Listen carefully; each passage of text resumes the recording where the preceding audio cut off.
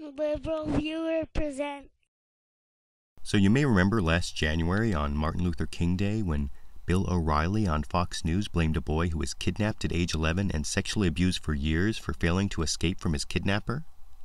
Instead of recognizing how vulnerable young children are to psychological intimidation, O'Reilly specifically rejected the Stockholm Syndrome, claiming the boy found an element of enjoyment in his incredibly horrific situation, and even saying, quote, "The situation here for this kid looks to me to be a lot more fun than what he had under his own parents," unquote.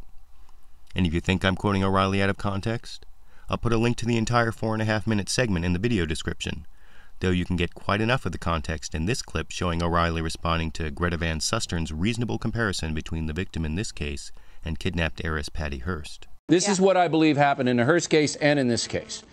The situation that Hearst found herself in was exciting. She had a boring life, she was a child of privilege. All of a sudden, she's in with a bunch of charismatic thugs, and she enjoyed it. The situation here for this kid looks to me to be a lot more fun than what he had under his old parents. He didn't have to go to school. He could run around, do whatever he wanted. Kids like school. What? Some kids like school. Well, I don't believe this kid did.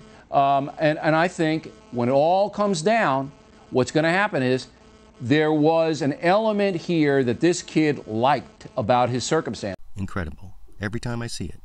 And not only did O'Reilly make these statements, but he actually promised he'd play the video of his mistake if he turned out to be wrong, as you can see right here. This is a kid, Bill, and I think we've got to wait till we get all the facts. All right. It may turn out, you may turn out to be right. I usually don't do. know. I usually that usually is what happens. Especially but when you're the jury. If I'm wrong, Greta, we'll play this tape and you'll get your points. But O'Reilly never did play that tape again. Never did give Greta Van Sustern her points, and never did admit he was wrong, even when Michael Devlin was charged with over 50 counts of forcible sodomy victimizing that boy.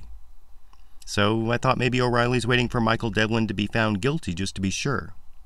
But on October 9th, when Michael Devlin pled guilty to all 71 offenses of kidnapping and sexual assault against his victims, in the same St. Louis County courtroom where I used to be the public defender handling probation and parole violations, by the way, not only did Bill O'Reilly fail to apologize, he pretended to be on the side of the victim, as you can see in these two excerpts. I have to tell the audience that I have seen the FBI report because kidnapping is a federal crime. And I'm not going to name the boys because the boys have been through enough. But the boy, one boy, was taken to Quantico, Virginia, and put under FBI supervision to try to get him back psychologically, and I saw the report, and I have never in my 30 years of doing reporting seen worse atrocities committed on a human being that Michael Devlin committed on this boy he held for 4 years. I don't think life in prison is enough for this guy. I wouldn't execute him, but there's got to be a hard labor component. The horror that they wreak on children is beyond anybody's comprehension. And there is a bizarre, lax attitude about it. I actually had nightmares after I read that report about this Devlin, what he did to that boy. I mean, I've seen it all. I have seen it all. This guy, Devlin, is the right name for this guy, ladies and gentlemen. So what do you think? Is Bill O'Reilly having nightmares about the Michael Devlin case because his conscience is bothering him about his own bizarre, lax attitude regarding the suffering of the victims? And whatever you think about whether Bill O'Reilly has a conscience, shouldn't O'Reilly finally play that video as he promised, admit he was wrong, and apologize to the victims of this horrific crime that he so cavalierly insulted? YouTube, you decide.